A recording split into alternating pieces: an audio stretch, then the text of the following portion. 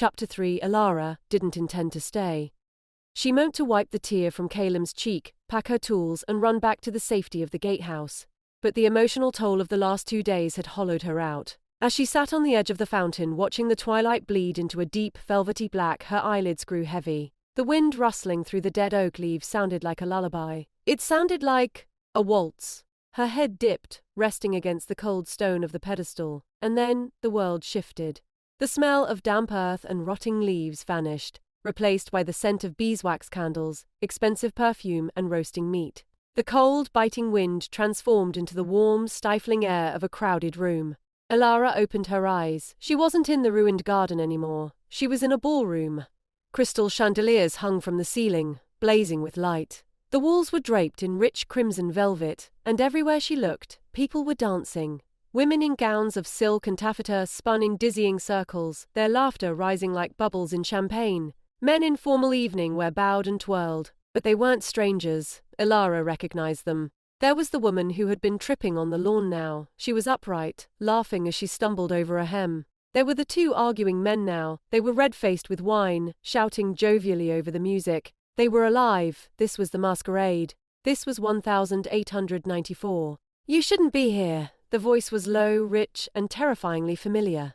Elara turned. Standing in the center of the room, untouched by the chaos of the dancers, was him. He wasn't grey anymore. He was vibrant. His coat was a deep midnight blue, his cravat crisp and white. His skin was flush with the warmth of life. And his eyes, his eyes were a piercing, intelligent hazel. Lord Caelum. He walked toward her, the crowd parting around him as if he were a ghost in his own home. He stopped inches from her. He looked down, his expression a mixture of awe and terror. "Caelum," Elara breathed, reaching out to touch him. Her hand met the solid warmth of his chest. He was real. He was here. He caught her hand in his. His grip was strong, calloused, and desperate. "Elara," he said.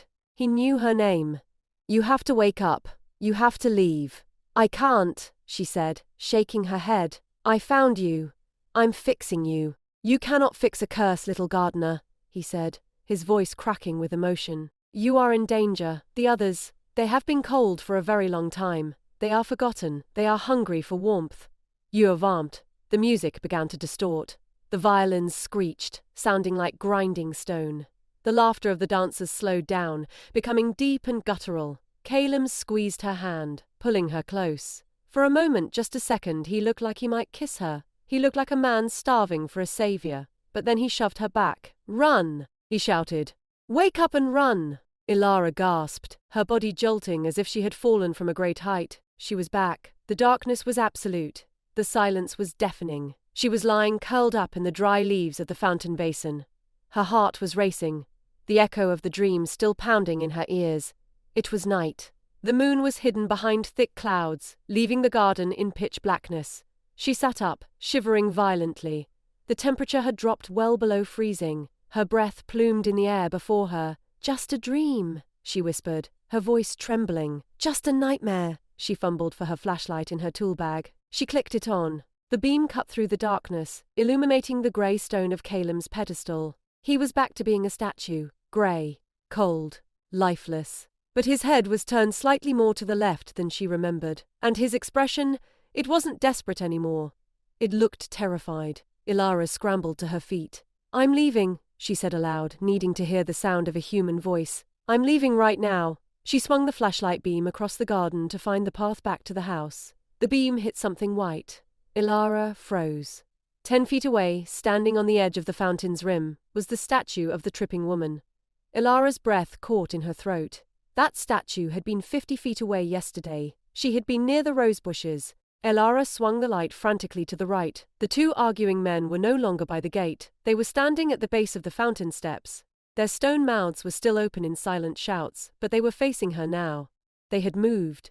While she slept, while she dreamed of the ball, they had dragged their heavy stone bodies across the grass. They were closing in. "Caelum said they were hungry," she whispered. The realization hit her with the force of a physical blow. They weren't just statues. They were predators, and she was the only warm thing in a world of ice. Panic, cold, and sharp flooded her veins.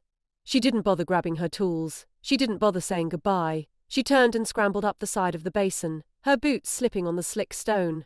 She needed to get to the gatehouse. She needed to get to the car. She vaulted over the edge of the fountain, her feet hitting the grass. She sprinted toward the archway, the beam of her flashlight bouncing wildly. She made it 3 steps. Something hard and cold clamped around her ankle. It wasn't a vine, it was a grip. Iron tight, unyielding. Elara screamed, the sound tearing through the silent night. She crashed to the ground, the flashlight spinning away from her, casting spinning shadows against the trees. She kicked out, her boot connecting with something solid. Tood. She clawed at the grass, dragging herself forward, but the grip held fast. It was dragging her back toward the darkness, back toward the cold. She twisted around, looking back into the gloom. In the spill of the flashlight she saw it, a cherub, one of the small, innocent-looking angel statues that had lined the walkway. Its stone face was twisted into a rictus of glee. Its marble fingers were locked around her ankle, grinding against the bone, and behind it, in the shadows, the other statues were moving. The grinding sound of stone on stone filled the air. Scrape, scrape, scrape. They were coming for her.